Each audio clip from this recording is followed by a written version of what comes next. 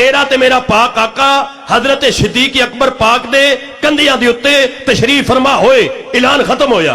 ये गल मैं ना वादा कीता है ना घाटा कीता है। हर मसलक ते हर अकीदे दे बंदे ने टक लाया इस बात ते कि शबे हिजरत तेरे ते मेरे आका अलैहिस्सलाम हजरत सिद्दीक अकबर दे कंधियां दे उत्ते तशरीफ फरमा हो गए। अच्छा, जदों सिद्दीक पाक दे कंधियां ते मेरा पाक नबी तशरीफ फरमा होया ना, ते कोई नाथ खां, कोई शायर ताबश भरा जैसा, हाकम भरा जैसा पिया वेंदा सी मंजर तसव्वुर विच।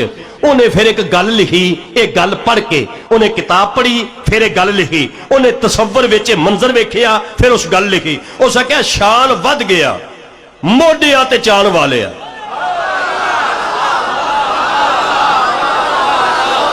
ढिले ना पाओ, आप हुसैन बादशाह की बारगाह तक पहुंचना। उन्हें आख्या शान वध गया मोढियां ते चाण वाले।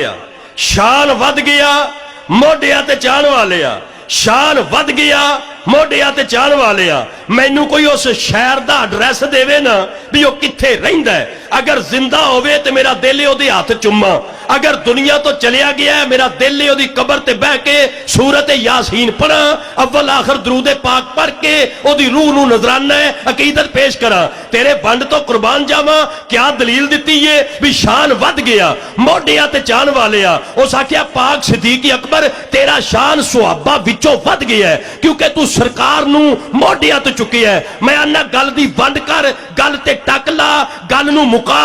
अगर सिद्दीक अकबर दे कंधियां ते मेरा नबी बह गया है ते सिद्दीक दा शान वध गया है, किसे वेले किसे सैयद दे कदम चुम के आ गल दी वंड भी कर। मेरा नबी बैठा सिद्दीक दे कंधियां ते सिद्दीक दा शान वध गया है ते ईद वाले दिन ज़हरा दे पुत्र मुहम्मद दे कंधियां ते बह गए। हसनैन दा मकाम किथे पहुंचे है।